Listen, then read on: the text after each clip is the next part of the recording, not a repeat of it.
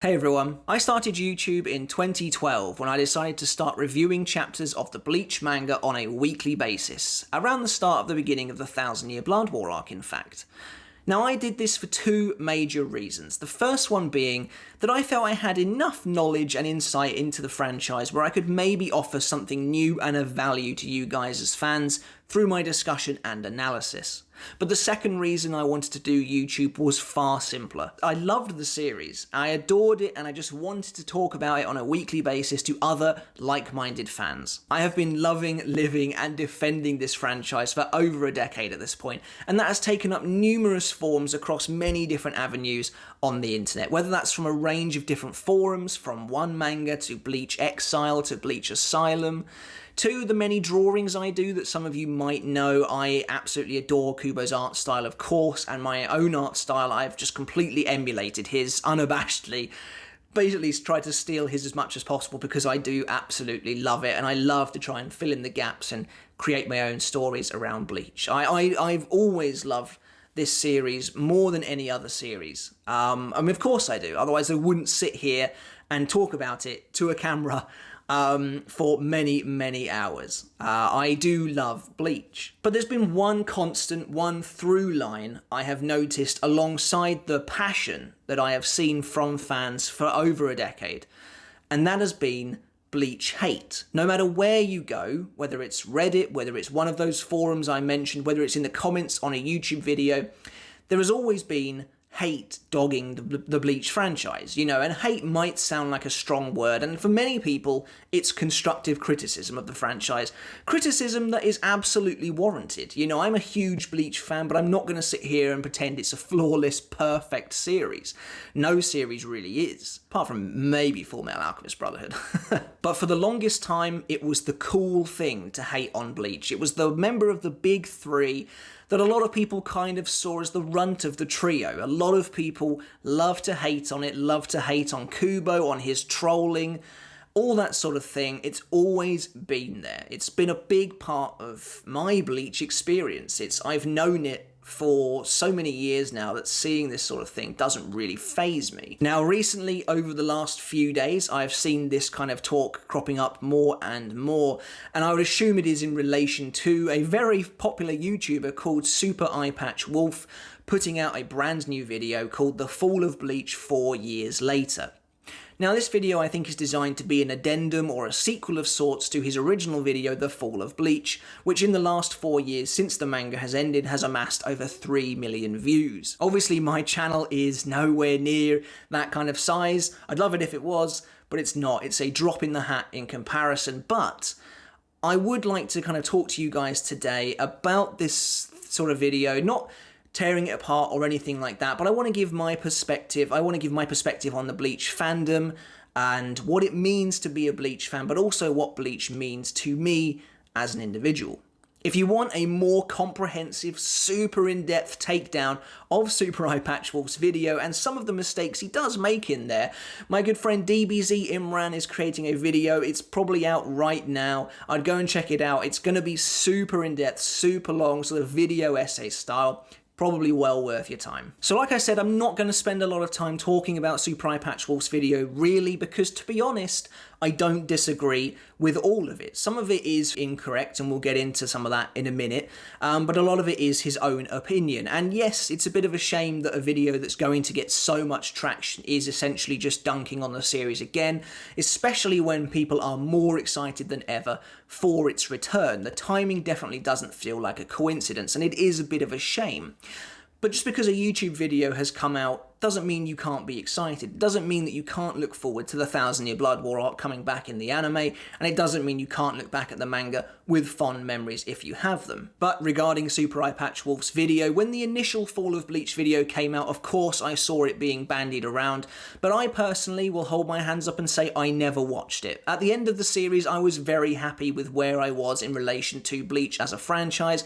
I didn't need to watch a video denouncing the series, talking about how it had fallen off a cliff. As I mentioned earlier, the forums I frequented were already absolutely full of that opinion, but I was very happy with the opinion I held myself, which I'll tell you right now, I loved the series through to the very end, but it's undeniable it became very rushed at the end of the Thousand Year Blood War arc. There were major plot points completely missing that I was desperate to see, which you'll see if you go back and see my old Bleach reviews. Things like the Soul King, the historical context to the Thousand Year Blood War, the fact that the arc is called the Thousand Year Blood War, but there is no flashback to the Thousand Year War. That always disappointed me.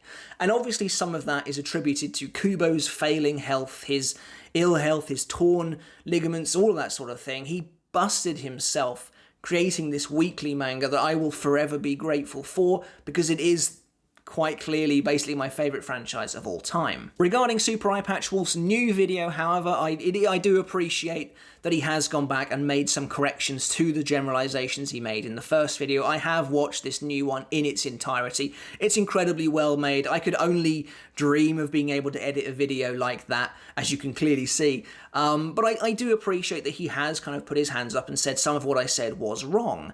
Some of what he said now is also wrong, however, so I'd just like to go through a couple of points, pick out a few points in that video just to go over, and try and educate, really, rather than just, you know, trying to flame him, because that's not what I'm here to do. First off the bat, Hueco Mundo is not hell. There is a hell in Bleach already. It's a completely separate dimension. Hueco Mundo is just the place where these tormented souls end up. It is almost like a limbo, perhaps, for them, and the emptiness of the desert, as Kubo depicts it, is just supposed to reflect the emptiness that defines the Hollows. They are all inherently missing something in their lives that's physically reflected with the hollow hole, and just this empty, blank, white desert is supposed to represent that as well. That's basically what Hueco Mundo is. Regarding Ichigo being a reactionary protagonist, now I've got a video coming out in the future about whether or not I think Ichigo is a good protagonist or not, but I have no issue with him being a reactionary protagonist. In fact, it's actually a pretty common trope in major fantasy fiction. When it comes to these big fantasy stories, whether this is good or not is entirely up to you, but it's generally the villains that are the primary conflict movers for the plot. You wouldn't have the story of Harry Potter if Lord Voldemort wasn't trying to resurrect himself and kill this boy. Harry would just have a pretty uneventful time at school without it. You wouldn't have Star Wars if Darth Vader and the Empire didn't murder Luke's aunt and uncle at the very start of A New Hope. He would just continue to live on Tatooine. Generally speaking, the villains drive these plots, and the exact same thing happens in Bleach. Byakuya arrests Rukia.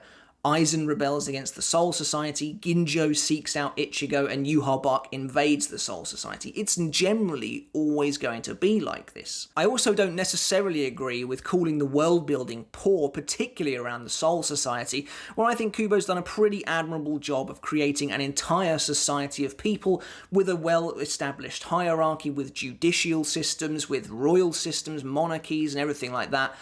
And then the Shinigami themselves have a pretty awesome system within the Gotei, within the Zanpakuto, Shikai, Bankai, Kido, all this sort of thing. I think the Soul Society itself is very well done. World building is maybe a little thin on the ground when you get all the way over to things like the Vandenreich, but I think for the most part Bleach succeeds where it needs to. I also don't necessarily agree with his analysis of the Lost Agent arc, calling it canonical filler or a waste of time. Now, I am, again, an unapologetic defendant of the Lost Agent arc, and this is another video I want to make in the future, but I really feel like the arc was a very necessary reset button on a series that was ballooning out of control regarding its power levels, but perhaps more importantly than that, it offered us real insight into the main characters, Ichigo and his primary group of friends, Orihime, Chad, and Uryu. And I think it did a really, really good job of fracturing the group, only to sort of bring it back together towards the end. I loved the insight into those guys. And you have to remember as well that one of the biggest criticisms of Bleach that probably was truly warranted was that as the Arrancar arc escalated and escalated, Ichigo's main friend group, and to some extent Ichigo, were pushed to the side. So I have no issue whatsoever with Kubo taking his time. You have to remember the Lost Agent arc is barely a fraction of the actual series as a whole. It's about 55 chapters to actually sit down with these characters and really explore what makes them friends. And speaking of friends and the bonds of friendship, I think the Lost Agent arc introduced us to two incredibly compelling characters, Ginjo and Tsukishima, and I think people always wanted more from these guys, which speaks volumes to how interesting they actually were. So as far as I'm concerned, the Lost Agent arc was a really, admittedly divisive arc, but I enjoyed it on a personal level. And finally, like I said, we weren't going to go into super detail about Super Eye Patchwork's video, but I just want to touch on the topic of Deus Ex Machinas. Now, in a literary sense, a Deus Ex Machina is essentially as he described it. It is when the author has to inject something into the story to solve a problem they have made themselves that is otherwise unsolvable. It is literally the god, which is the writer, injecting something into the machine, which is the story, to hopefully solve an issue they have. Now, I don't agree, however, that the end of most Bleach fights are Deus Ex Machinas. This is a battle manga, after all. We're here to see flashy moves and power-ups, and I don't think there's anything wrong with a random Shinigami or a random captain or Uryu adding another move to their repertoire when they probably could have won the fight without it anyway. That being said, there are definitely Deus Ex Machinas in Bleach, and I just want to go over a couple of the ones I think to be the most kind of egregious. The final Getsuga Tensho is undeniably a Deus Ex Machina.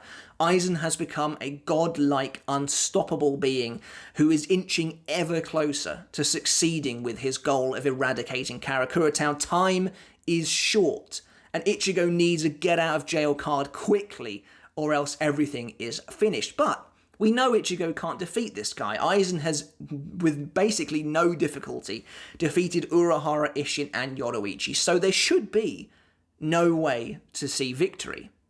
Luckily for Ichigo, the final Getsuga Tensho is apparently a thing at the 11th hour that he can train in the Dangai to learn and become so powerful he can just defeat Aizen with basically no trouble whatsoever.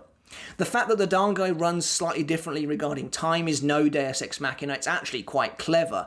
It's just the simple fact that Ichigo Zanpakuto has this apparently hereditary power that makes him so strong that he can defeat this apparently a godlike being. Another Deus Ex Machina is the still silver arrow at the very end of the series. This one is very similar to the final Getsuga Tensho. It comes out of almost nowhere to defeat an unstoppable god. You could have quite easily had Yhwach's defeat B when Ichigo stabs him in the back and then cuts him in half with the Getsuga Tensho thanks to Aizen's Kyokusui Getsu, but Yhwach is so ridiculously overpowered that even using his foresight he can change the future to make it so he doesn't die. That's ridiculous, and it does essentially make him unstoppable. So the only way to defeat him is to have a magical arrow that kind of comes out of nowhere that removes him of his powers long enough for Ichigo to finish him off. In theory, I actually really like the Still Silver Arrow. I think it's really poetic. I think it's really karmic defeat for Yhwach. Remember, this is a guy who considers himself an all-father, but he has no qualms of stripping his supposed children of both their powers and their life as he sees fit. So that look on his face when he gets his own powers robbed from him by an arrow made of the blood clot that killed Uryu's mother, that's really good stuff. I just wish it was framed a little better. And I actually don't hate the Still Silver Arrow because I do like that it was foreshadowed at least a little bit with Ryuken operating on Katagiri's body. That's kind of neat. But at the end of the day, it was very convenient. It was Kubo being like, you need this arrow because otherwise you can't defeat him. And the last Deus Ex Machina I want to touch on very briefly is Nanao Shinken Hakyoken. Again, this is another instance of a godlike enemy being completely undefeatable. Shunsui's Bankai cuts off Lil Barrow's head. Traditionally, no one can survive that, but he does. And he resurrects into an even more powerful form. So the only way to stop him is with a magical sword that comes out of nowhere that can split his powers and allow him to be defeated. We've had no inkling that Nanao Issei could wield a sword like this, or that she even owned a sword like this, until this very fight.